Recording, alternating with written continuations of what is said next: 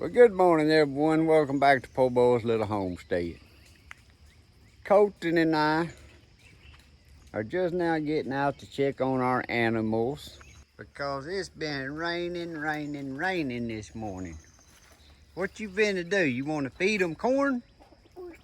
Corn? All right, let's get them some corn. All right, feed them their morning snack. Colton loves feeding the chickens the corn in the mornings. Well, every time he's here, it don't matter if it's mornings or not.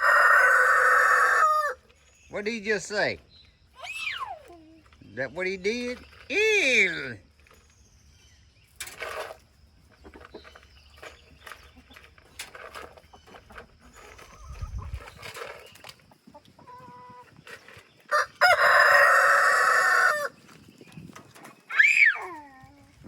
Y'all talking to each other?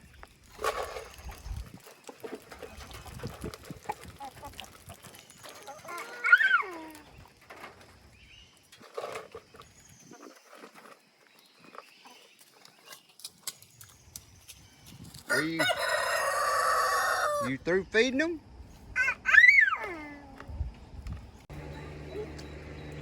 What are you feeding them? Lettuce? It's rabbits? Yeah, rabbits, yeah.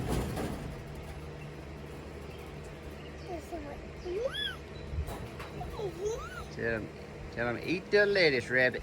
Now guys, what Colton really likes feeding these rabbits is that sweet potatoes. But he gives the rabbits a piece, and then he wants to eat a piece. Sometimes he wants to feed the rabbit a bite of sweet potato and then take a bite himself. He loves chewing on them little sweet potatoes. Look at that rabbit chewing that lettuce. Bless you. A rabbit? The rabbits, yeah. How does a rabbit go? That's how a rabbit goes? Yeah, that's how a rabbit goes. Do it again. That's how they go. Hi, Papa. Hey, Colton. Hello? Can you tell everybody, say hey? Say hey, everybody.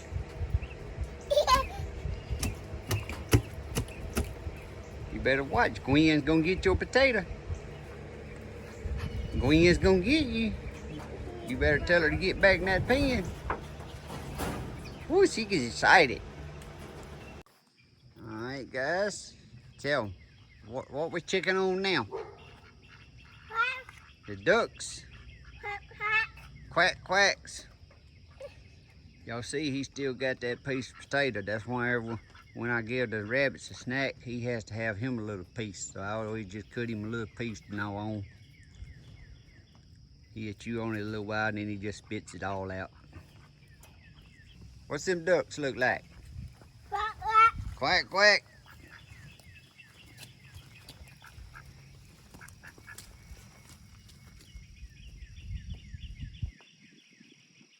Checking on the garden. How's our watermelons doing? All right, now he likes to go check on his little greenhouse. Can you open the door or you need Papa to open it? Now you push the button and pull. There you go. He don't understand why there ain't no plants in the greenhouse no more. He went in there the other day and like, where that? Where that?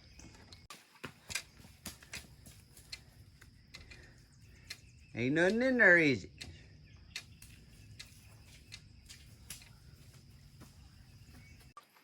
You gonna pump up your little sprayer?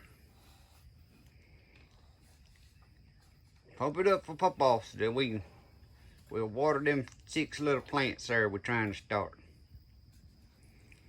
I'm still trying to start some little cherry tomatoes. I think I got some bad seeds. I done tried about 5 times starting them.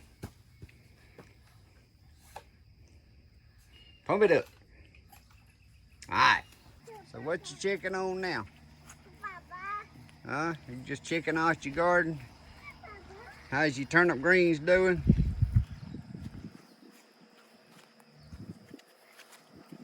Papa. Huh? Papa. Bye-bye. You ain't going bye-bye. Butter. What's this right here? Tell them what this is. Squash. Is that a green egg squash? What? Squash, yeah. What? Squash. Huh? What's that right there? What? Squash. There you go. Check on your squash. We got a couple green eggs we need to cut today. Yeah. All right, let's go over here and check our cabbage. Need to go check on this cabbage. I think the last two's ready to cut. Come check on your cabbage. So what are you looking at? The ball? The cabbage ball? He calls them balls. What? Are you think they're ready today? We need to cut them today? What? Huh? The ball? Yeah, that's a cabbage ball. You think Papa needs to cut them today? It's the ball. Yeah, okay. Well, guys, he said, Papa, that's enough with the morning chores. I'm going to slide. Slide.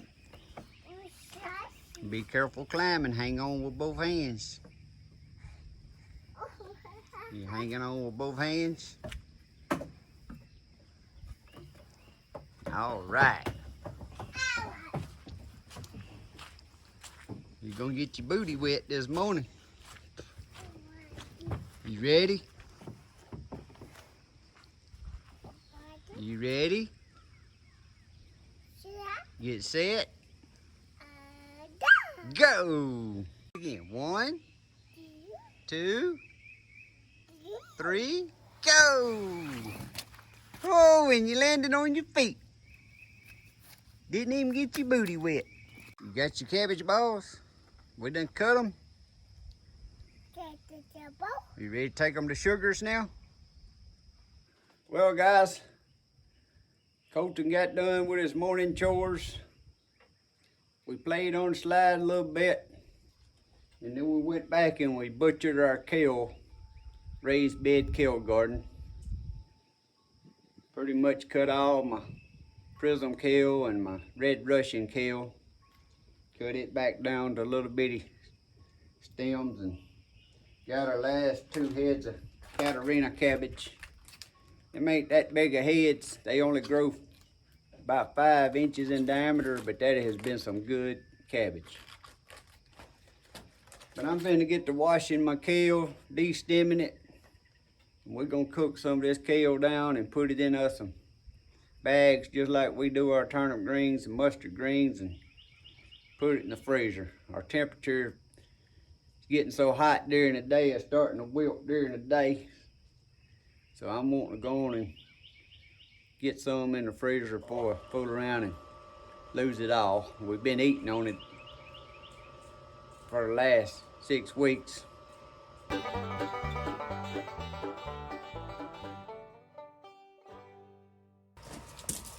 guys, just like everything else,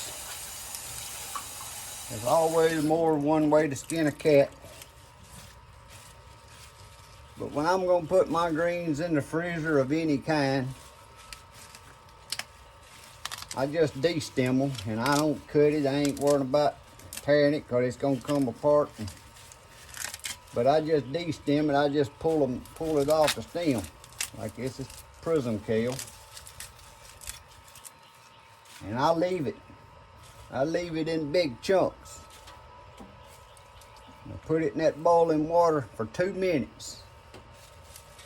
But I leave it in bigger chunks because after you put it in the water and then after you freeze it, I freeze mine in Ziploc bags with the juice water on them, just like turnip greens.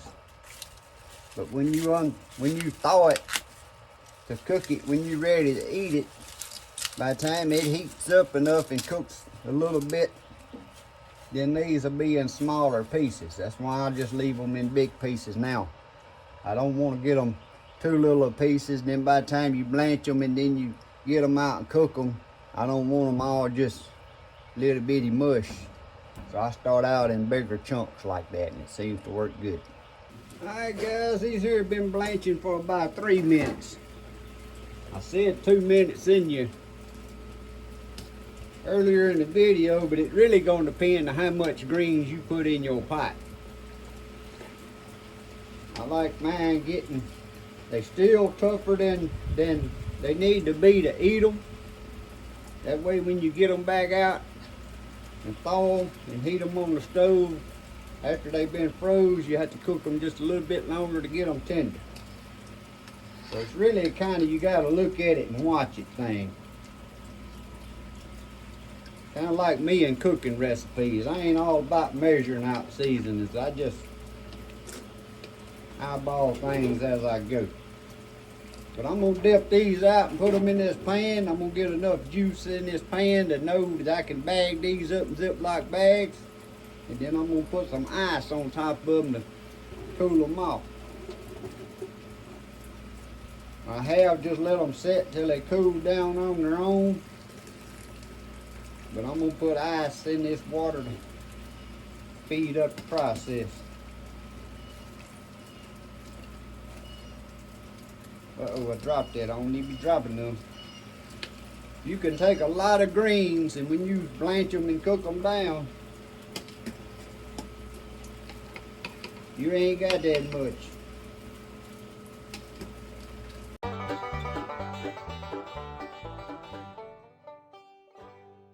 Now I'm going to pour me some of this water on there.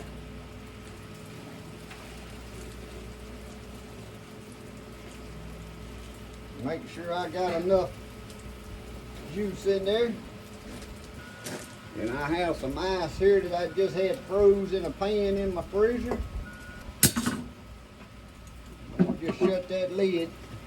Kind of keep anything from flying in there, which ain't much flying out here today. Now I'm going to add me some more water to get my water level back up, let it get to a boil and do it again. Guys, I'm going to give y'all a quick tip.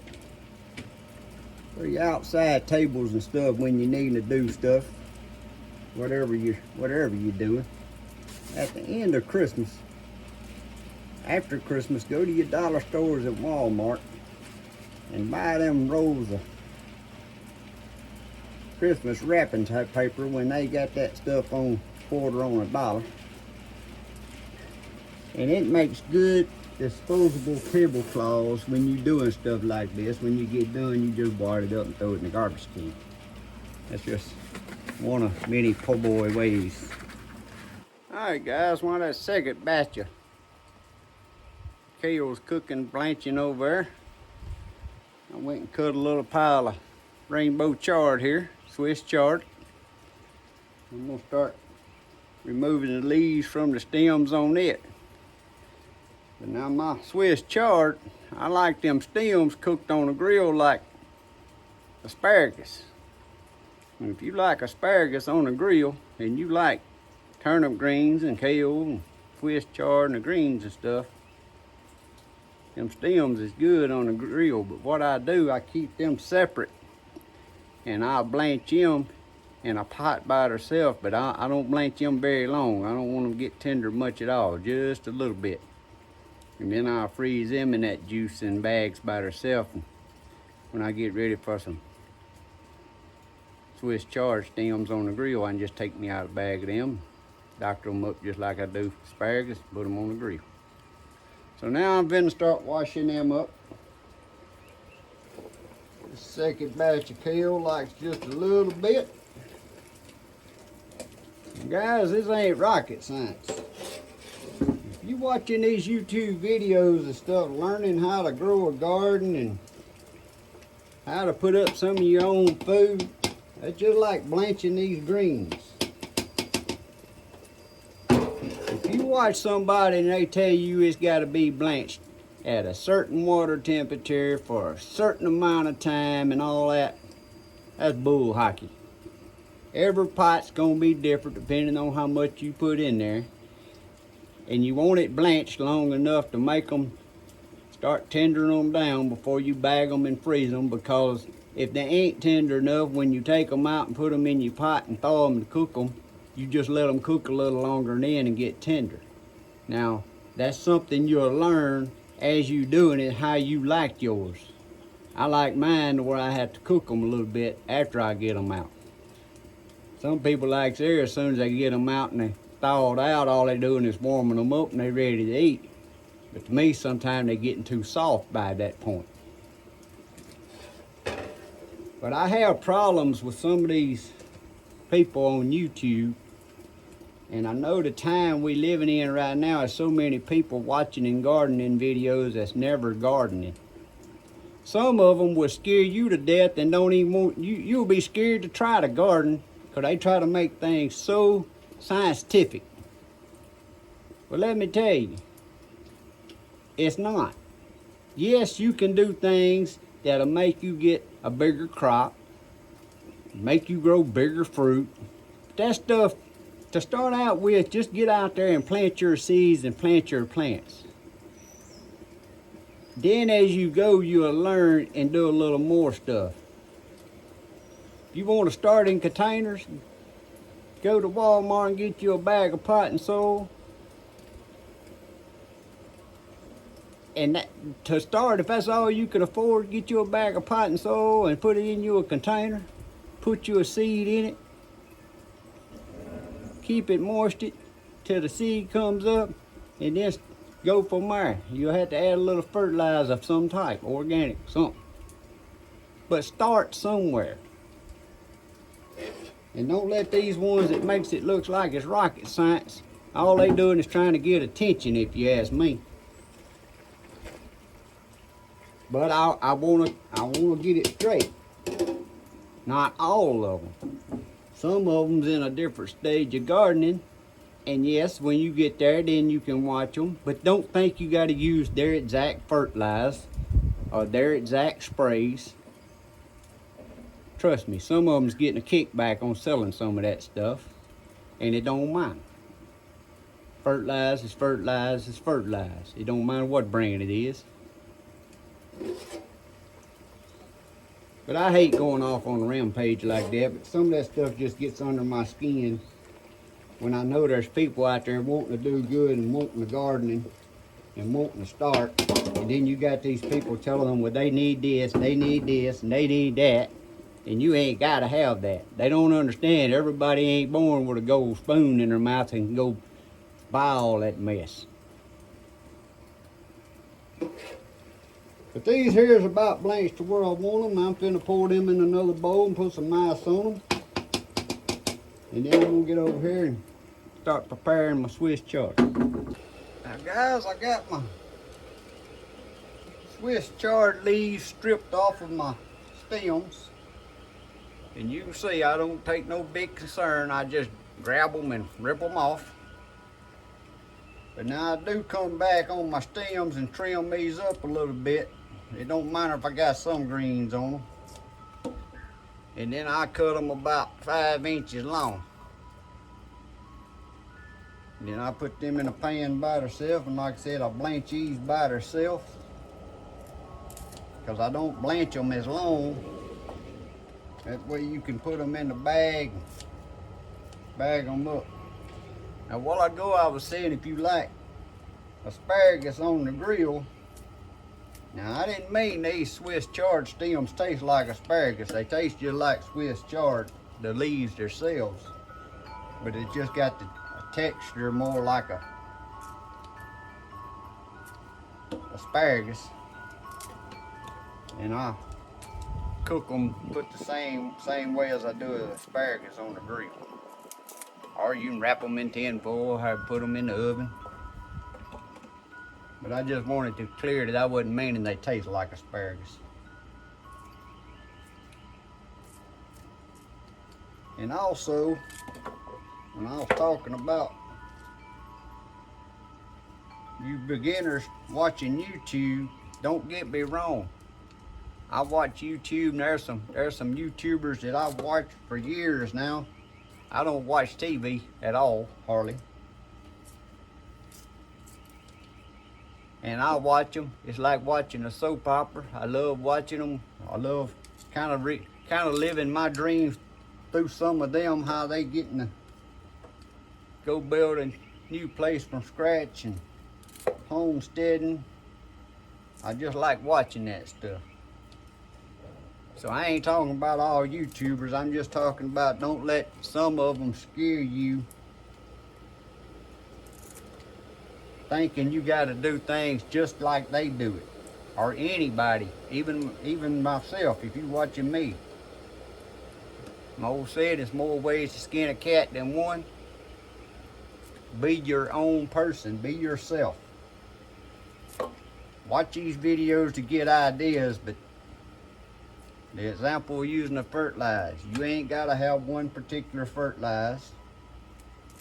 And the fertilizer, some of them, it disgustes me. They'll make it like you got to have this particular brand or whatever. And like I said, they getting a kickback on that when you hear them talking like that. Now the ones that'll tell you you can use this or use whatever you got or this or that, then you pretty much know it. They ain't getting no kickback on what they using.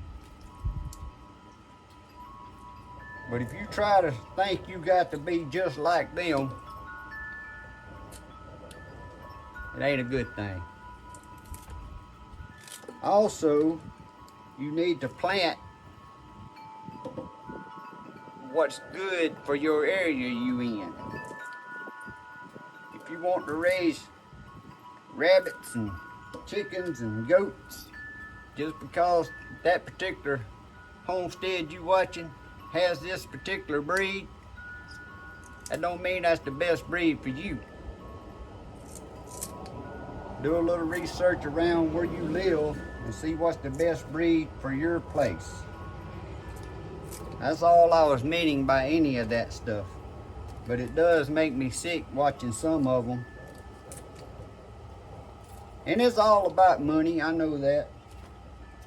It's all about money, trying to get more viewers, make money any way you can. I understand that point, but still they could do the same thing and not make it look like you got to do it this exact way, because it scares beginners that's wanting to try gardening and homesteading.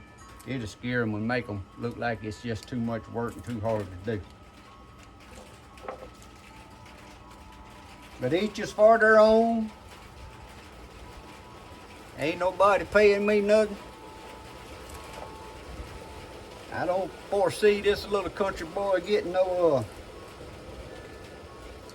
1,000 subscribers anyway.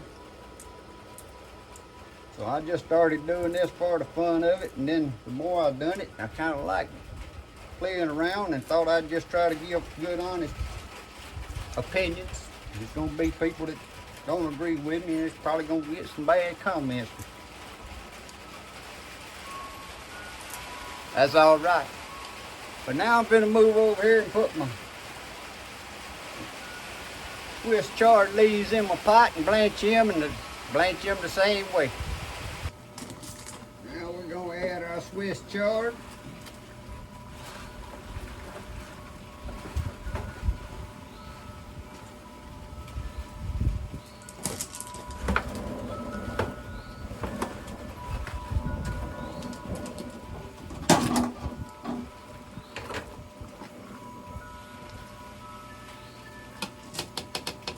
Like it's gonna be 2 cookings of this.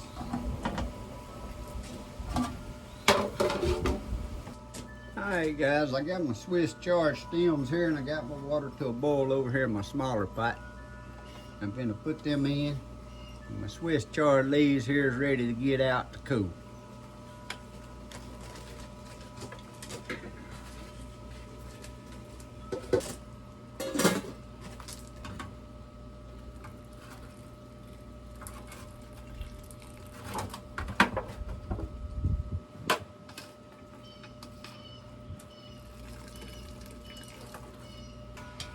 Alright guys, one more little batch of Swiss chard leaves.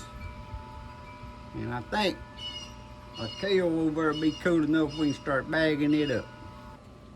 But I put them in my pan over here, lay them out flat, and when I fill my pan up, I'll put a layer of paper towel between them, and I set this pan in one freezer until they freeze, and then I get them out and layer them in my freezer that I want them in.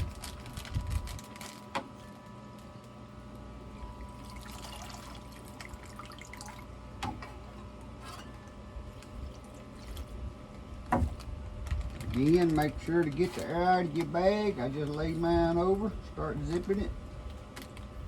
Lay it over the edge of that pan, it'll run that juice right up to the top, get the air out.